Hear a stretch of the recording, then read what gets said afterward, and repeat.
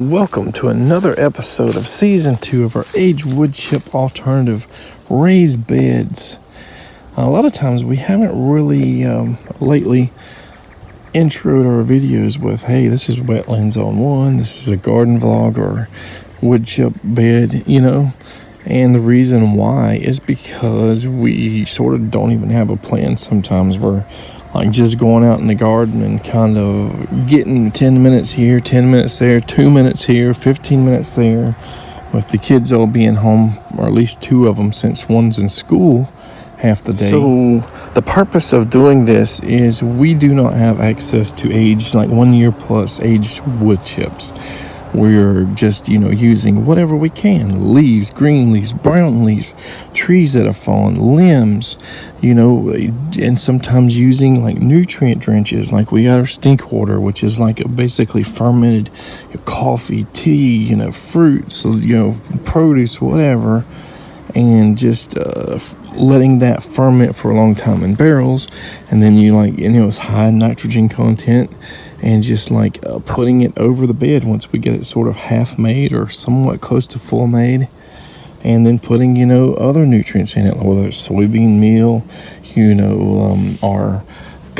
our magic soil, which is got earthworms and is composted, or mostly composted hay and goat poop and goat pee with a lot of mycorrhizal fungal growth. Anyway, so since we don't have the aged wood chips, we're just doing whatever we can to do it. We can expedite the process by adding garden soil, compost, and yada yada, and like I said, nutrient drenches. Or we can do like this old banana bed here that kind of failed on us, and just let it happen naturally. There's no nutrient drenches here. We've added a bunch of camphor leaves and sticks on top here just earlier today.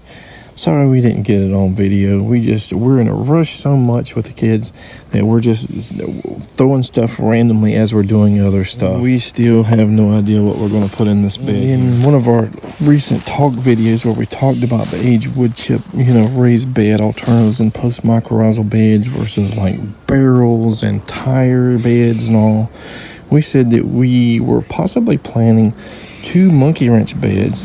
This guy does not have its main tree in here, and this is in the wettest area of our property. You could walk over there or anything and probably be, actually you can see it here. There's water right there. The monkey wrench here is we're going to plant a plant that may succumb to this. We don't know. Is the mycorrhizal fungi going to protect this plant that has such sensitive roots to root rot? We'll see, I guess, when we plant it. Are we going to plant it here? I really definitely think this is a place good for citrus and stuff. Especially it's got a little nice oak there. We got oak trees all over here. At least one really big canopy there. And is that an oak tree there? Yeah, 2 really big oak tree canopies here, and another one that's probably about 10 or 11 foot tall right there, with probably an 8 to 10 foot spread. We may do some more beds around here with citrus or something else, but that bed there that we just looked at, I don't think it's going to be citrus. Do I actually see flowers on the farkleberry? First time ever. And this tree or shrub is really old. One single limb out of all the, 75 or so, tips or whatever, has them little tiny flowers on it. I mean, I'm excited to see it. I'm not very hopeful that we'll get much on it this year, or that these guys will be super useful. I think I've had these guys at a state park one time where I just grabbed some berries just to see what they were like. I knew they were some sort of wild blueberry relative. Well, maybe in a couple of years, these guys will be full of flowers and maybe some berries. I wish I could have got that on my earlier morning garden vlog, but I guess sometimes when we're filming different stuff, we have to kind of stop and look, and, we kind of veer off the path for a second. The woodpecker looks like he's been eating mulberries here.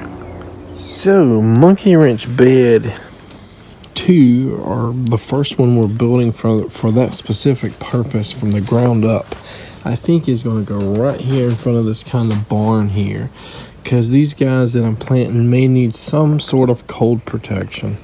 This is one of our main dewberry spots where we pick them. which may mean they get overrun with dewberries every year. But we need to start framing it out, even if we can't do much with it right now. Maybe weed eat it later once it's framed out. I think I got a post or a pole or something somewhere in the ground over there as well. But we need to start working on it. Dewberry, you want to eat it? All right. Is it good? Or is it sour? Before I get started on building that bed, and I'm probably just going to do a little bit today, I'm not sure. I'll talk briefly about avocados, the two that I got in the ground here in the same area, actually in the beds, the Fantastic and the Lila. Those are type A avocados, and they can produce, self-fertilize a little bit when they transition between male and female or female to male flowers in that, 24-hour or whatever period. But you get a much better pollination if you have a type B avocado.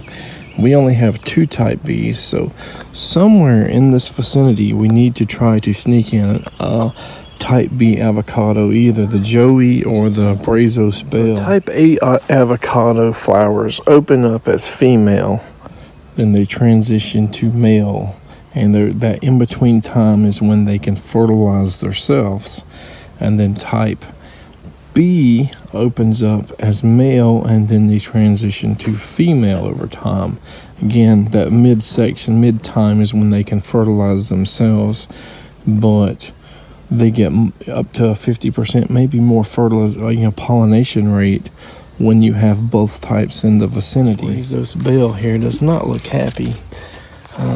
Maybe it's root bound or something, but there's some blooms that are fixing to come out soon, and this seems a little bit late to be blooming. We may need to get that guy put in some type of mound or whatever ASAP. Joey here also doesn't look super happy. A lot of yellow leaves. It's got some mildew or something forming. We might need to spray it with some sort of spray, which we have some fungicide, for roses and stuff, which should work with that hopefully. So we may need to get this guy put in its permanent place soon too. Of course, we might have some regular garden vlog stuff. We just got a shipment of plants in, of course, while we are doing this video. Bob Wells Nursery. So this is the first time I've ever ordered from them, and I thought we'd get some micrographs or something, but look at that. Wow. This is the first time I've ordered at Bob Wells Nursery. I've read really good reviews on them, and I was not expecting something to look this good. One of the grafts has a little bit of damage, probably from shipping or packing, but these guys look like El Primo plants, especially for the price. And the shipping was a little bit more cheaper than One Green World would have sold like a micrografted plant. I'll definitely be ordering from Bob Wells Nursery again based on this. These guys are at a size where I could just plant them where I want to plant them, maybe mulch around them or whatever, and forget about it. I don't have to grow them out for 6 months or a year or two and get some size on them. They're just like perfect size for plants. If you don't know what they are, that's okay. We'll have a video probably relatively soon planning them out and telling everybody what they are. We're working on kind of the outer edge of this monkey wrench bed here. You might go this way a little bit further and start going in toward that frame of the barn area there on both sides. Not sure exactly how long it's going to be. Probably about 10 to 12 foot, maybe 13 or 14 max. We'll see. Got a nice pile of pine and a couple other things here to choose from, and we don't need super big pieces. We're not going up in the air 2 foot, 18 inches or anything. Probably 4 to 10 inches is fine. We got it kind of as far as length or whatever, as far as we're going to do it, almost up to these little elephant ears here, and I'm kind of going this way and kind of creating dividers. As you can see, there's one there too. We got a few more to put in, and then we'll fill it in and try to shape it a little bit more over time. And the last one, somewhere around that, and we'll push them down, we'll adjust them later. Our goal here isn't to destroy the dewberries and stuff that we're going to be picking here. Just kind of set the framework down, maybe pick the dewberries in their season. Once the season's run, then clear these guys out. They'll come up all over this area here because they kind of spread through root suckers anyway. Then we'll, fill it in with leaves and more stuff. You want to see if there's any snakes under here today? Yes. There was like 5 or 6 the other day, so let's see here. That's weird. There's one over there. What is that? I think we have a legless lizard here.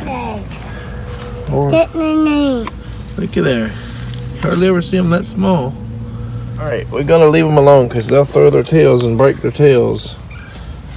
Well, there was like 5 or 6 ringneck snakes all around here for a week or more. So I seen a legless lizard, a different one, probably a week or 2 back in one of our raised bed piles. So it's kind of cool to see they are around here still. It's been about 2 days since we filmed any on this video, and I'm not sure if we're just going to keep it as a raised bed video or kind of go into the garden vlog stuff as well. I guess we'll know by the end of the video. Check this out, our first annual Mexican Tithonia flower of the season. I think those little things there are carrots. Is that what I planted? I planted okra and carrots in there. So I think some of them are coming up in pots, but I haven't seen any sign of them coming up in the beds, like directly in the dirt. Check out the pineapple guavas again, in full bloom. Never had this many blooms on them. Daddy! But guess what? We're not going to pollinate them, hand pollinate them this year. Natalie really didn't like them. They may have been a little bit small. Daddy, we're going to try to see if we can get... A lot of these guys are not even open yet, the blooms. Hopefully we get some pollination between the 2 plants. This main plant is the one that has the most flowers. The other plant may have about 10 or 15 blooms total. So this guy here might have 50. But like I said, Natalie doesn't like the fruit. Maybe if we get bigger and different, cultivars. Hopefully soon we'll have something in the ground. But yeah, let's see if they'll pollinate now, since they have a lot of flowers. They got a lot of nutrients in the ground, and like I said, this year we're probably going to do some mulching or maybe a post mycorrhizal bed around them and see if that don't give it a really nice boost. The little feeder roots near the surface apparently need that mulch or something like that to keep the roots moist and to constantly give them micronutrients, constantly. So yeah, if we hand pollinate them, we'd probably get a pretty decent fruit set, but we're not hand pollinating them, at least this year. And we're not going to try to hand pollinate the pawpaws this year because last year it failed miserably. It is still not even 10 a.m. and I'm all over the place today. It's just unorganized. Kids are dragging me around everywhere, and yeah, it's just chaotic all the time lately. Look at that huge garter snake over there. What a beauty. That's the 2nd or 3rd garter snake I've seen this season, I think. I might have seen that one a month or 2 back in this same general area, maybe about 20 foot away from here. But they like to go in all these little crevices in these raised beds. I wonder if it has a missing tail, a tail nub. Yeah, it has just a slight one. I don't know if you can see it there, but yeah, cats or something, birds, go after them, get their tail, chew on them, break them, and get in a little bit closer. Wow, what a pretty snake. Guys, let's do something really crazy. Is this going to be a big experiment, big risk? Yes, it is. That raised bed that we were working on that we did not know what we were going to put in it, I'm going to put this guy in it. Is this going to be a surefire failure? I hope not. Check this out. We had another half maple tree just break and fall down on our property. That's going to be at least another raised bed, pretty big size one, if not a full one.